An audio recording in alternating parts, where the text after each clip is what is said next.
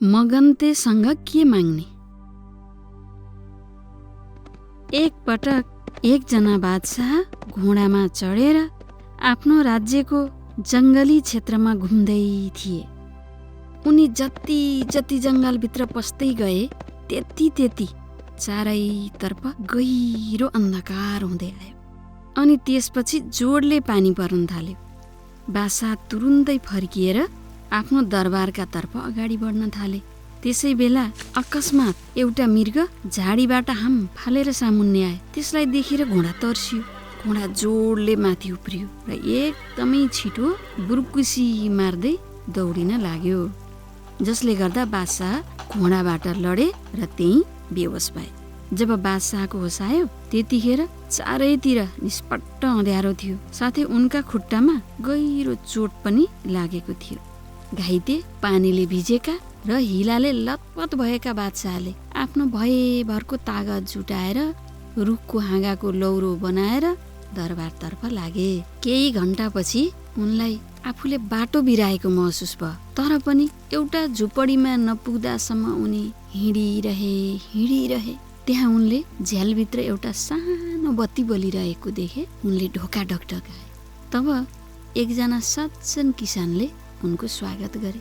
उनको अवस्था देखेर किसानले तुरुन्तै उनलाई झुपडीभित्र लगे। किसानले सोचे सायद यिनी कुनै सामान्य यात्री होलान्। अत उनले बादशाहलाई खाना खान दिए, उनको घाउमा मलम लगाइदिए र लगाउनको लागि नयाँ कपडा पनि दिए। किसानले भने, रातभरि झुपडीमा आराम गर्नुहोस्, भोलि बिहान यात्रामा निस्कनु होला। भोलिपल्ट बिहान जब राजा उठे तब उनको हृदय ती उदार अनि प्रेमी किसानप्रति कृतज्ञताले भरिएको थियो। राजाले भने, हे सज्जन मानिस, म यो देशको बादशाह हुँ। यो हो मेरो औँठी। तिमीले म माथि जुन दया गर्यौ त्यसका लागि म सधैँभरि आभारी रहनेछु। यदि तिमीलाई कुनै बेला सहायताको जरुरत पर्यो भने मेरो दरबारमा आएर यो औँठी देखाउनु। मेरा सुरक्षाकर्मीले तिमीलाई सिधै म कहाँ लिएर आउनेछन्। मैले तिमीलाई आफूले गर्न सक्ने जति सहयोग अवश्य गर्नेछु। केही समय बित्यो। त्यसपछि किसानलाई कुनै कुराको समस्या पर्यो। उसले सोच्यो सायद यो समस्याको समाधान बादशाहले निकालिदेलान् कि।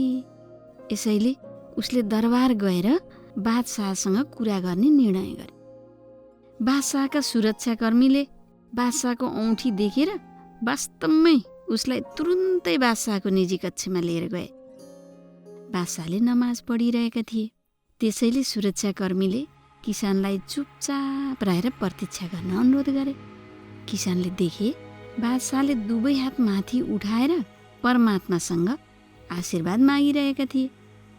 घुँडा मारेर बसेका बादशाह जब नमाज पढेर उठे तब उनले किसानलाई देखे।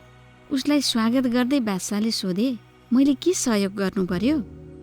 किसानले भने, बादशाहको जय होस्। अहिले हजुरले के गरिरहनु भएको थियो मलाई बताउनुहुन्छ? बादशाहले भने, किन नबताउनु? मैले परमात्मासँग आफ्ना समस्याहरू समाधान गरिदिन मद्दत माग्दै थिएँ। आफ्नो देशमा शान्ति, अमन चैन कायम राख्नका लागि सहायता माग्दै थिएँ। धेरै धेरै धन्यवाद बादशाह। कि म अब जानका लागि अनुमति पाउन सक्छु? किन? के भयो? बादशाहले छक्क परेर सोधे। तिमी मसँग सहायता माग्न आएका होइनौ र? बादशाहज्यू, जोसँग हजुरले मद्दत माग्नु भएको थियो म पनि उसैसँग माग्छु। अवश्य पनि हजुर बादशाहहरूका पनि बादशाह हुनुहुन्छ।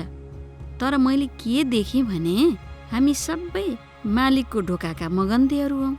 त्यसैले म पनि उहाँसँग नै मद्दत माग्नेछु।